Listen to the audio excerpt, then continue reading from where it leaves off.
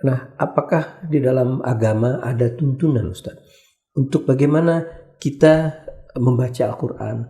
Bagaimana, apakah itu ada aturan-aturannya, rambu-rambunya, sehingga ketika kita membaca Al-Quran itu kita betul-betul mendapatkan manfaat yang luar biasa dari Al-Quran? Kelompok pertama, kelompok yang membaca Quran seperti dia membaca kitab lain, atau mungkin majalah, sambil lewat lalu tidak ada apapun ayat yang menyentuh dan dia juga tidak berharap disentuh.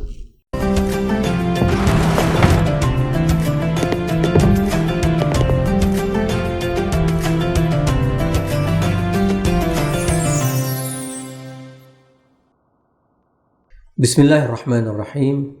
Assalamualaikum warahmatullahi wabarakatuh.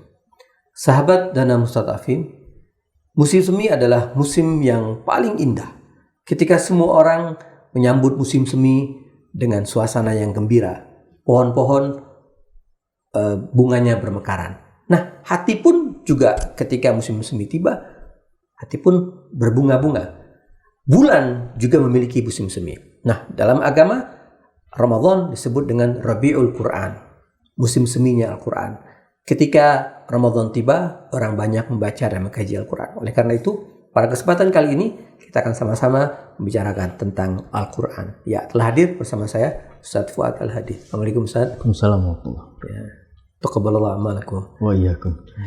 Ustaz, ini ketika Ramadan tiba, ini biasanya orang juga berbeda dengan bulan-bulan yang lain. Mereka mulai mengaji, ada yang belajar mengaji, ada yang belajar banyak menghatamkan Al-Quran, dan juga ada yang mengkaji, artinya menelaah, tafsir, dan lain sebagainya. Kenapa orang lebih cenderung ketika bulan Ramadan ini mengkaji Al-Quran, Ustaz? Ya.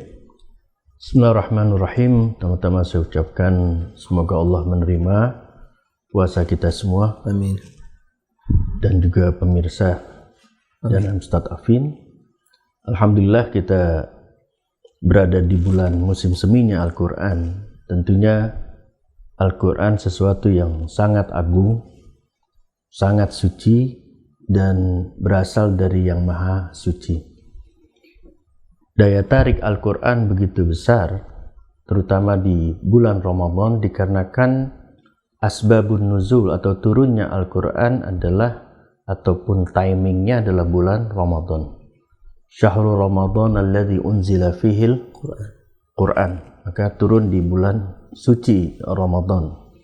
Daya tarik kesucian yang muncul dari Al-Quranul Karim sehingga membuat kaum mukminin, mukminat, muslimin, muslimat bergegas untuk mendekatkan diri kepada Al-Quran begitu kuat. Salah satunya hikmahnya karena memang turunnya di bulan Ramadan, sehingga orang-orang yang ingin menuntut kesucian tidak hanya berhenti pada menahan lapar dan haus, dan itu tidak cukup, maka dia harus mengaitkan diri dengan hal yang sangat suci, yaitu firman. Yang firman itu semua terkandung di dalam kitab Al-Quranul Karim. Minimal umat baginda Nabi mendekatkannya dengan membaca.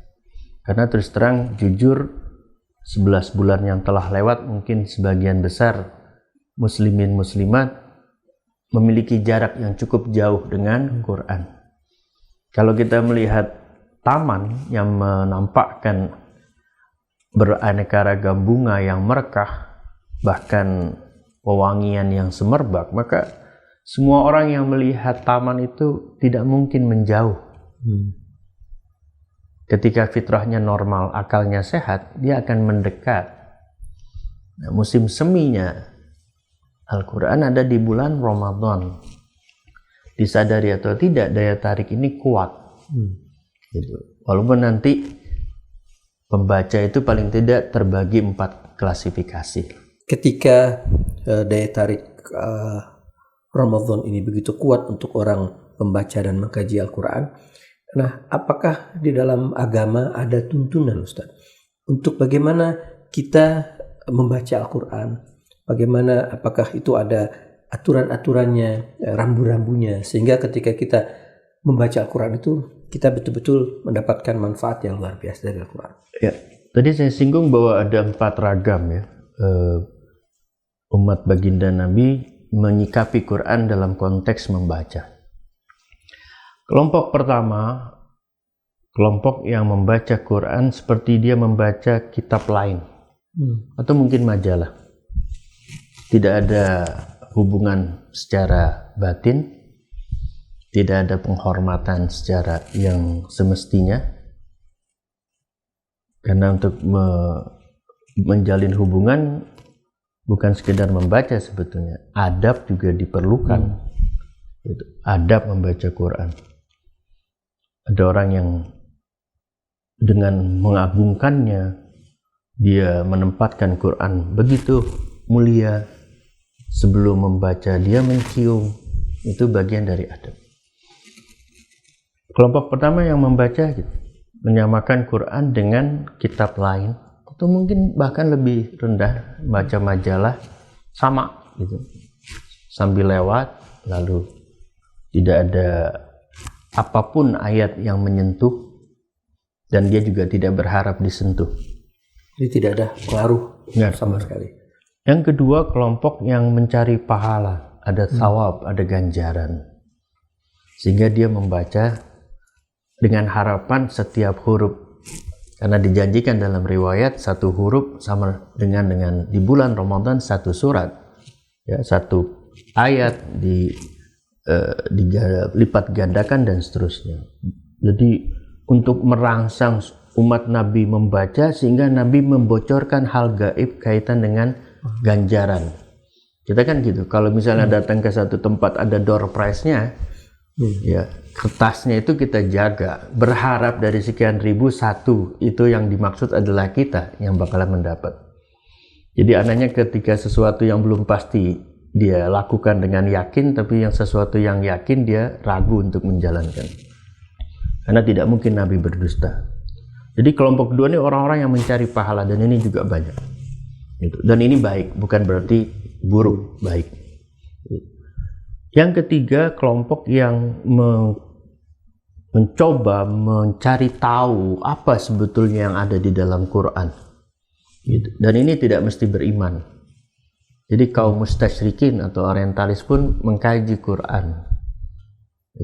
Dan dia tidak memiliki keimanan, cuma dia ingin tahu apa sih yang menjadikan umat Islam itu memiliki hubungan erat, apakah dia sama dengan kitab yang lain, sehingga dia mengkaji. Yang keempat, ini kelompok yang diharap, yaitu menjadikan Quran kitab untuk mendapatkan petunjuk dan cahaya, sehingga dia tidak berhenti hanya memperhatikan kata demi kata, tapi dia ingin meraih sesuatu yang besar, ya, yang ada di dalam Quran, yang itu juga tadi kita baca dalam pembukaan pertemuan ini, yaitu Syahrul Ramadan alladzi unzila fihil Qur'an hudan linnas wa bayyinat minal huda wal furqan. Dia ingin mendapatkan hidayah, dan itu Allah titip di dalam Al-Qur'anul Karim. Tentunya bukan hidayah yang kadang-kadang dari saudara-saudara kita non-muslim menganggap aneh kaum muslimin meminta hidayah dan sudah dikasih masih minta. Jadi ibaratnya Anda haus dikasih segelas air, belum diminum Anda sudah minta lagi, tolong dong 1 gelas lagi, dan seterusnya. Mereka menganggap bahwa surat Fatihah yang kita baca dalam setiap sholat, di situ ada kalimat ihdinas siratal mustaqim. Kan sudah dapat hidayah, kenapa harus minta terus menerus? Hidayah itu terbagi 2, ada hidayah umum, ada hidayah khusus. Hidayah umum Allah berikan kepada bukan cuma manusia, hewan pun Allah berikan. Alladzi khalaqa fasawwa walladzi qaddara fahada. Dia yang menciptakan makhluk lalu menyempurnakan dan menentukan hidayah sesuai kadar. Itu hidayah umum. Tapi yang kita minta bukan hidayah umum, hidayah khusus. Dan itu ada di dalam Al-Qur'anul Karim. Syahrul Ramadan alladzi unzila fihi al-Qur'an hudal lin-nasi wa bayyinati minal huda wal furqan. Juga Quran kitab pemilah mana hak mana batil. Ingat, hak dan batil itu bukan hitam putih. Enak kalau hitam putih. Tapi putih muda, putih tua, kadang-kadang tipis perbedaannya. Nabi mengatakan bisa seperti ini. Dan itu perlu orang yang tahu tentang Quran sehingga dia yang menjelaskan dan kita mendapatkan hidayah. Sehingga mengambil hidayah dan cahaya dari Quran itu tidak lepas juga memiliki ikatan dengan penerima Quran. Jadi harus ada ikatan. Ada ikatan. Syahrul Ramadan alladzi unzila fihil Quran. Diturunkan kepada siapa diturunkan? Kepada baginda Rasul. Berarti kita harus tahu siapa Rasulullah, dan untuk menerima Quran ini bukan hal sepele dan remeh atau ringan. Allah ilustrasikan dalam surat Al-Hasyr, "Lau anzalna hadzal Qur'an 'ala jabalin la ra'aitahu khashi'an mutasaddian min khasyatillah." Kalau diturun di gunung pecah belah, hancur lebur gitu. Berarti ketika Nabi ini menerima, dia dengan kekuatan spiritual yang dahsyat. Sehingga Quran dan penerima Quran itu satu paket. Quran hidayah, Nabi juga hidayah. Dan nanti karena Nabi itu ada durasi ajal ataupun umur sehingga beliau dimakamkan di Madinah, estafet hidayah yang ada pada Nabi pindah kepada kesucian berikutnya atau sosok suci, yang itu yang kita kenal dengan Ahlul Bait Nabi. Jadi kita juga harus berhubungan dengan orang suci yang diberikan amanat membawa Quran sampai kepada umat. Nah, ini kelompok yang keempat yang menjadikan Quran sumber hidayah, sumber penjelasan tentang hak dan batil. Jadi kalau begitu Ustaz, kalau boleh saya simpulkan, ketika seseorang ingin masuk ke dalam kelompok yang keempat ini, dia pertama harus mengenal sosok Nabi Muhammad SAW pertama. Kemudian karena Nabi itu tadi juga adalah manusia seperti kita, basyarun lakal basyar, juga ada waktunya meninggal dunia. Maka hidayah ini kalau ketika meninggal dia tidak mungkin ikut meninggal, harus ada estafet berikutnya. Nah, inilah penerus para nabi itu, para imam-imam.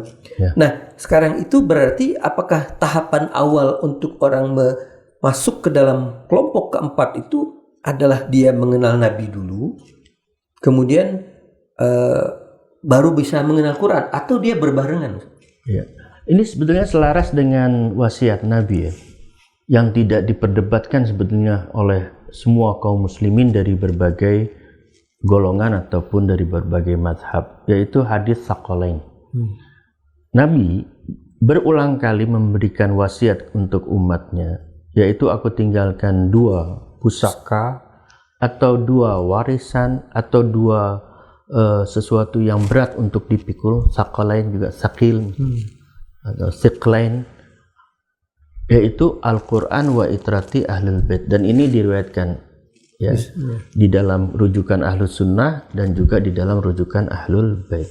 Artinya 2 ini tidak bisa dipisah, dan kita dapatkan itu baik di dalam Al-Quranul Karim maupun di dalam nas hadis. Di dalam Quranul Karim disebutkan dalam suratul Waqiah, innahu laqur'anun fi kitabim maknun la yamassuhu illal mutahharun.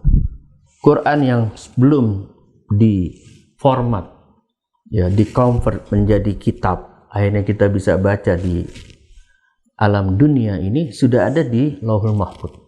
Yang sampai kepada titik itu orang yang bukan bersuci tapi disucikan, illal la yamassuhu illal mutahharat, la yamassuhu la yanalu, tidak mungkin bisa sampai menggapai Quran yang maknun itu kecuali mutahharun. Timbul pertanyaan, siapa mutahhar? Yang jamaknya mutahharun, yang disucikan Tuhan. Apakah cuma Nabi? Ternyata enggak. Di surat Ahzab ayat 33, surat 33 ayat 33, Allah jelas-jelas menjelaskan bahwa selain Nabi ada yang sampai pada makom kesucian yang disucikan Tuhan. Karena bisa saja orang berusaha mensucikan diri tapi kesuciannya ditolak oleh Tuhan, bisa saja. Qad aflaha man zakkaha, beruntung orang yang mensucikan dirinya, tapi belum tentu kesucian yang dia upayakan itu diterima Tuhan. Seperti kata-kata mukhlis dan mukhlas gitu. Orang bisa saja melakukan sesuatu yang ikhlas tapi belum tentu keikhlasannya diterima. Tapi kalau mukhlas lebih tinggi, Allah ikhlas kepada dia. Mutahhar juga demikian. Siapa yang telah disucikan, innama yuridullah liyudhiba ankumur rijsa ahlal bait wa yutahhirakum tathira. Di closing dengan, dalam istilah nahwunya ataupun bahasa, ada maf'ul mutlak. Wa yutahhirakum, tidak berhenti, tathira, sesuci. Betul-betul mereka ini suci. Sehingga para pembaca Quran yang mengharapkan pahala, jangan berhenti pada harapan pahala semata. Anda harus cari siapa itu yang dimaksud dengan ahlul bait, yang kotoran pun tidak ada. Kotoran di sini ada dua, kotoran bersifat materi, ya, kotoran bersifat non materi, yaitu spiritual. Dan ini ada orang yang bersih. Ada air kotor bisa kita buat wudhu, tapi dia tidak suci, gitu loh.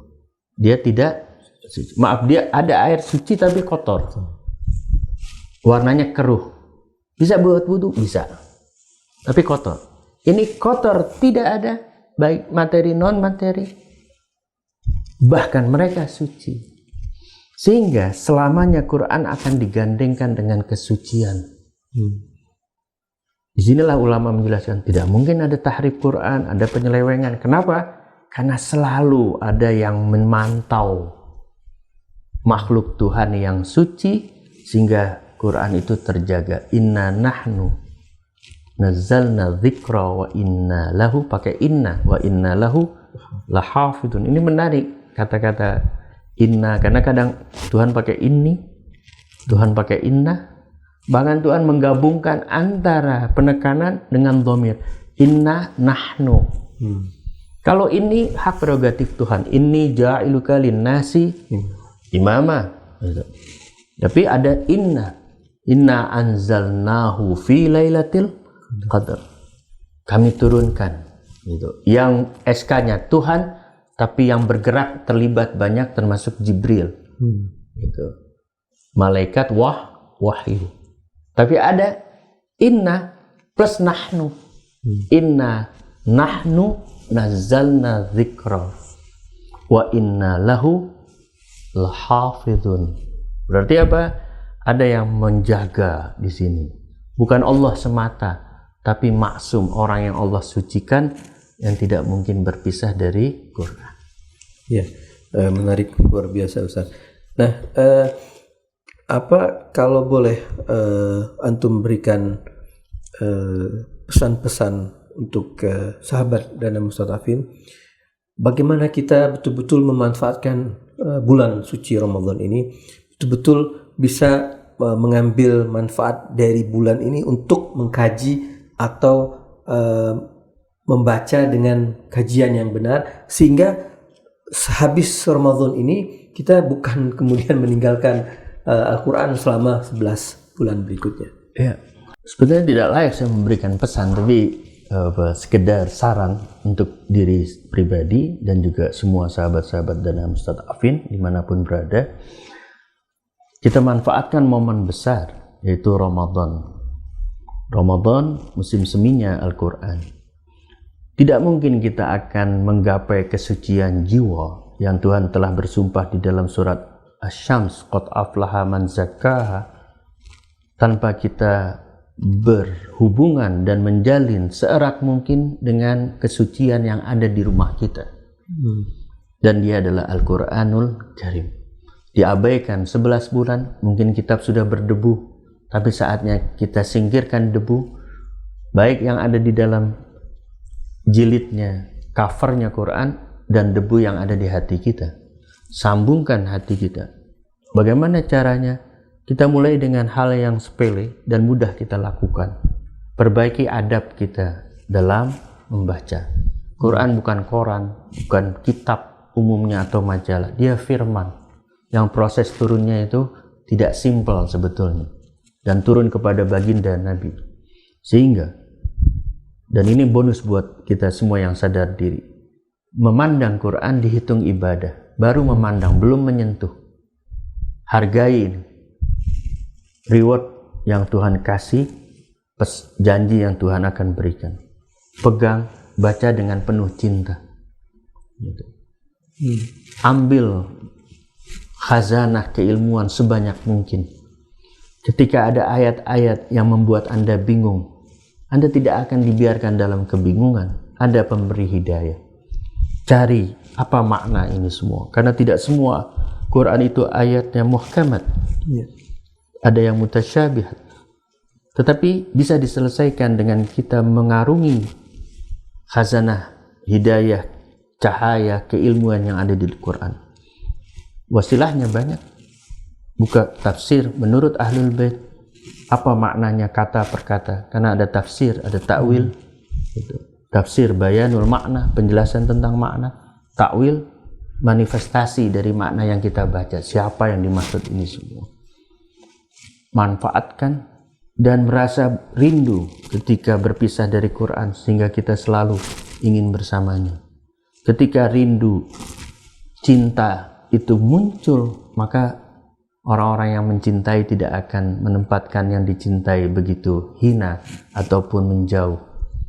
Dia ada di dalam hati, bukan sekedar di pikiran, sehingga dia memuliakannya, baik secara zahir kaitan dengan ayat, nanti juga secara manifestasi dari ayat yang Tuhan maksud. Kira-kira inilah. Ya, terima kasih Ustaz. Mudah-mudahan ini bisa memotivasi sahabat dan Ustaz untuk terus membaca dan mengkaji Al-Quran. Terima kasih Ustaz. Sahabat dan Ustaz Afin, kita sudah sama-sama menyimak bahwa Ramadan adalah momen yang sangat-sangat mulia yang bisa kita manfaatkan untuk mulai kita mengkaji, mulai kita berhubungan, mengikat diri kita dengan Al-Quran.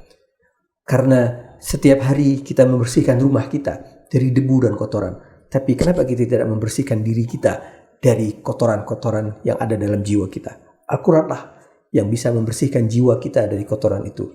Oleh karena itu, manfaatkanlah Ramadan kali ini untuk selalu bersama Al-Quran. Mudah-mudahan kita selalu bersama dengan Al-Quran dan mendapatkan syafaat Al-Quran.